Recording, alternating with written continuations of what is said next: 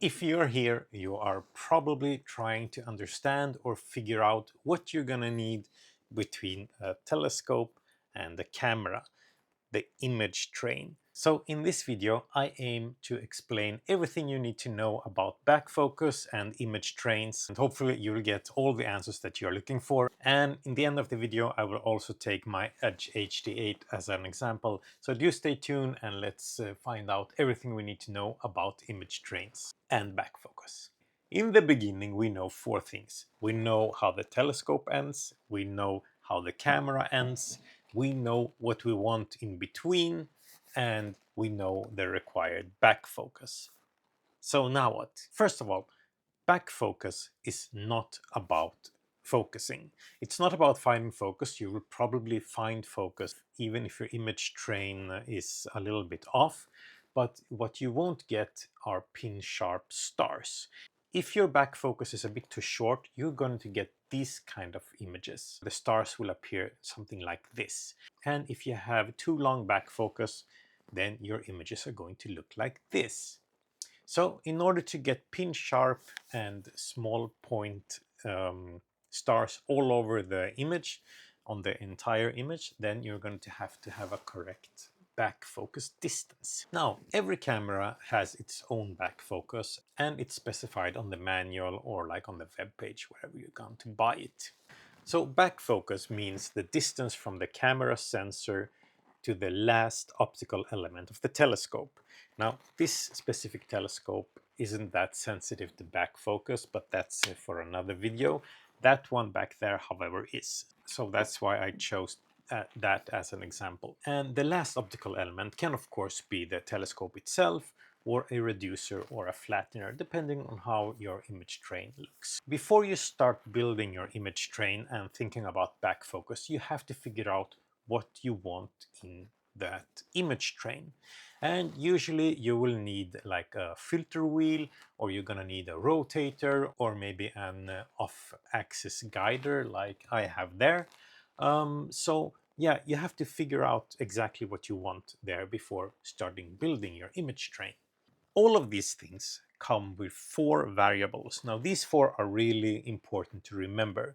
First off, you will have the width. That means how much space will that take in the image train. Second variable will be the diameter. How big is the circle of the thing that you're trying to put there? So you need to know the diameters. The third thing you need to know is if it's a female or a male connector.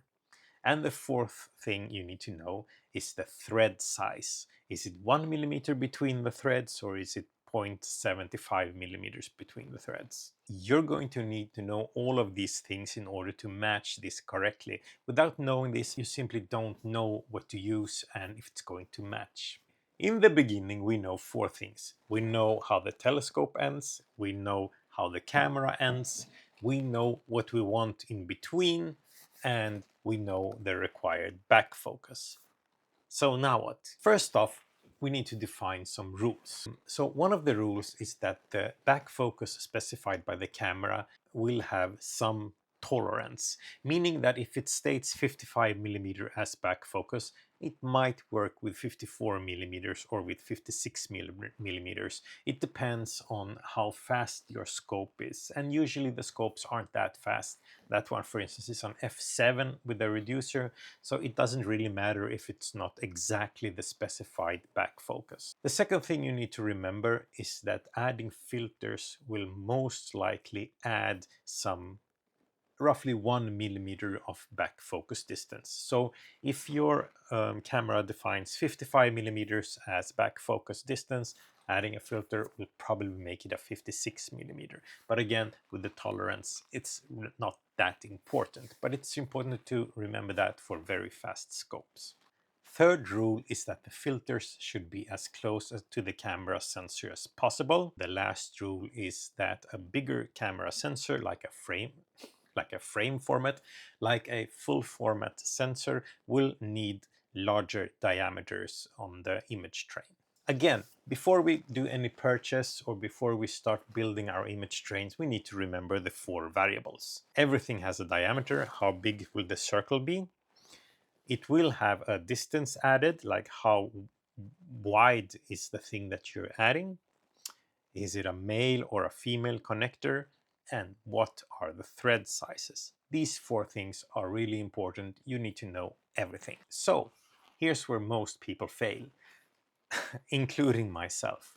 The shops don't specify all of these four things, and you kind of have to guess sometimes, which for me is extremely annoying. So please, all suppliers, do update your web pages with like the correct and relevant information. We need those things because we're simply stuck a lot of the times, and it's really frustrating when people start coming to these types of videos to find out what they're doing wrong. Well, you're not doing anything wrong, but I have some tricks for you.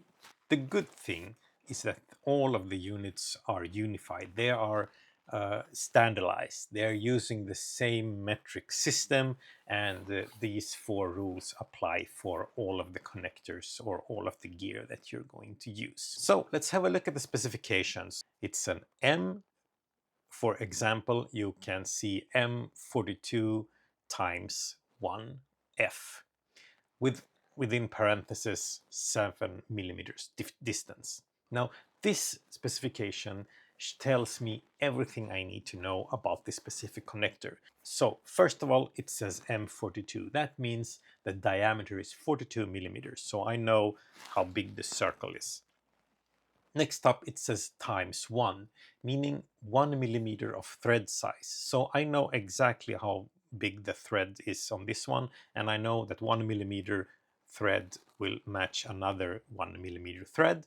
And it says F, meaning female, so I'm going to need a male connector to connect on that one. And then within parentheses, it says 7 millimeters, meaning that the length or the width of this is 7 millimeters. So if you have a back focus distance of 55 millimeters, that's going to take 7 millimeters out of that. A bad example, however, and there are plenty of these online, are they're just stating M46, for instance. And we will only get to know one thing. Well, if it says also distance 16 millimeters, we will know two things, but we're still not sure whether or not it's a female or a male connector, and we definitely don't know anything about the thread size on this one. So in my experience, I really get stuck there. I don't know how to continue, and I don't know what to buy, but there are a few tricks that I have kind of learned during the the years of doing astrophotography. Some the hard way, some the easy way. Here are a few assumptions that you can make that will probably be correct. Maybe not all the time, but probably. One thing that you need to know, and this is not an assumption, is that T2 means M42 times 0.75. A 42 diameter circle with thread size of 0.75. When F and M, like a female or a male, is not specified, you could basically assume that the one side is a female and the other side is a male. That's just like simply very true for instance, distance rings. Maybe not for off-axis guiders or something like that, but for distance rings, you can almost certainly assume that the one side is going to be a male and the other side is going to be a female if they're not specified. The third thing you can assume, that if a thread size isn't specified, like it says M46 only, then you could probably assume that it's a 1 millimeter thread size. So M46 would probably be M46 times 1. Do note, however, for M42, which is the T2 standard, it's very common in astrophotography to use T2. So if it just says M42, it will probably be M42 times 0.75 and not times 1. That would just apply for the M42 one. But in order to be really safe, you're going to have to check that out or contact the supplier directly. Let's dive into a real-world example, the Edge HD8, and how I built that image train. Now, these are like my thought process. So I'm going to walk you through everything that I did when I initially started this, and mind you, this took me days of research to find out, because the information out there isn't that good, and I didn't know all of these things that I'm telling you right now. So I kind of learned this the hard way, so you're very welcome.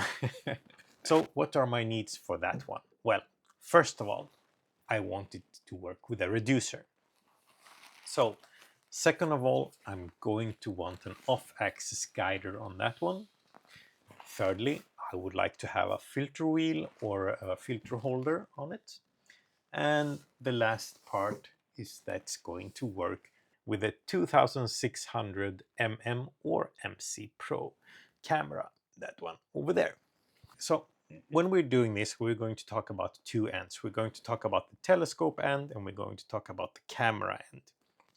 Those are the two specific ways that the things, or the distance things, or whatever we're putting in between, are going to point towards. So let's start off with the reducer. I kind of chose to show you guys the really bad examples of suppliers and web pages, and some good examples that I found online.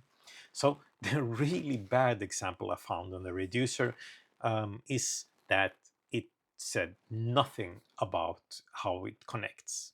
So you will probably assume, or you can probably assume, that the reducer on one end will go directly towards the telescope and it's going to work. But if you have no idea what the other end is, then it's really hard to continue your image train.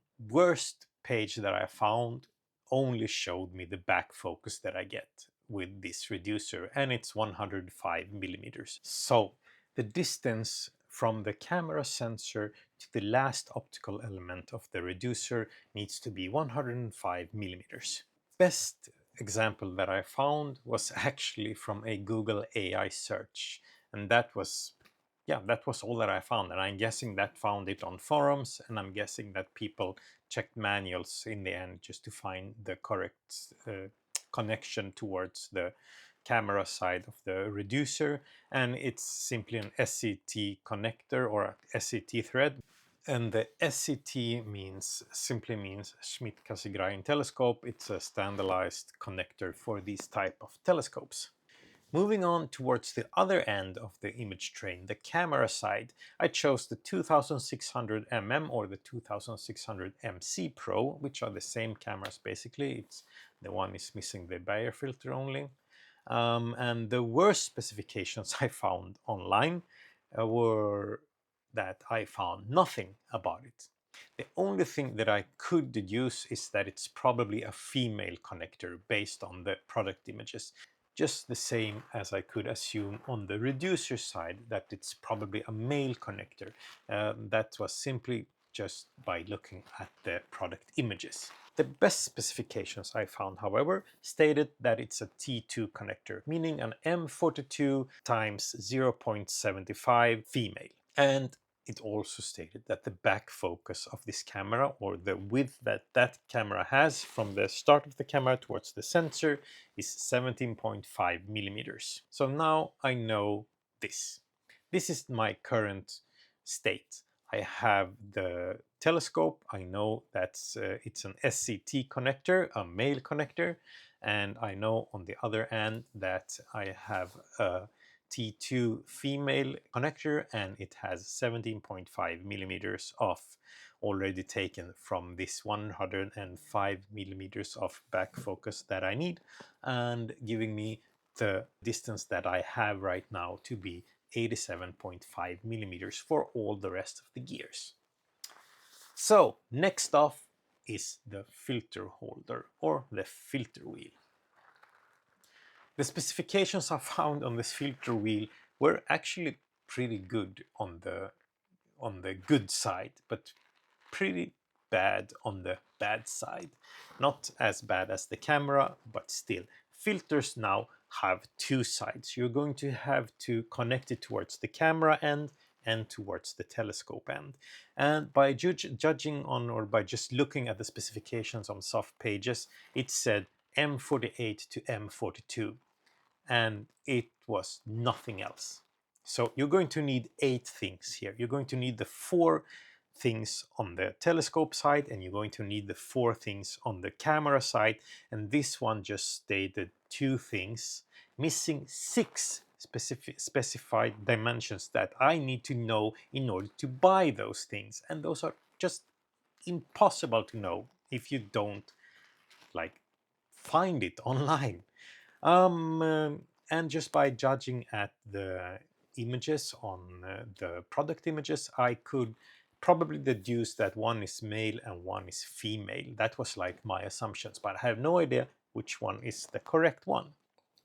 But the good one that I found, and thank you SVBoni for that one, that was on their page and their product image, it simply specified that on the camera side it's an M42 times 0.75 male, and on the telescope side it's an M48 times 0.75 female with a width of 21 millimeters. Now that gives me everything I need to know about what to connect and how to connect these things and how much space it takes on the image train. So that gives me this image. Now I have the camera and I have a filter wheel that I know will fit the camera directly, and I have a gap of 66.5 millimeters before the SCT connector on the reducer side comes in, which is a male one. Next off is the off-axis guider. Now the off-axis guider is a bit special. It comes with tons of adapters when you buy it. So you're going to have like the off-axis guider itself, and then you're going to have an adapter on the telescope side and an adapter on the camera side. So the worst specifications that I found online was that it specified that the telescope side is an M42, an M46 or an SCT connector, and on the camera side it's an M42 times 0.75 like a T2 connector or an M48. Nothing of this stated if it's a female or a male connector. I have no idea at this point. But looking in the end at the manual that I found online, I could see that all of the adapters have both a male and a female connector. That gives me exactly everything I need to know about that one, but also it states what the distance is. So I know that the reducer is an SCT connector, so I'm going to use the SCT adapter on the off-axis guider, which gives me 25.3 millimeters, and then the off-axis guider itself is 29 millimeters. And on the camera side or the filter side, I'm going to have a male M48 adapter, and that is 12.5 millimeters, giving me a total of 66.8 millimeters of distance for the entire setup of the off-axis guider. Now that gives me this image.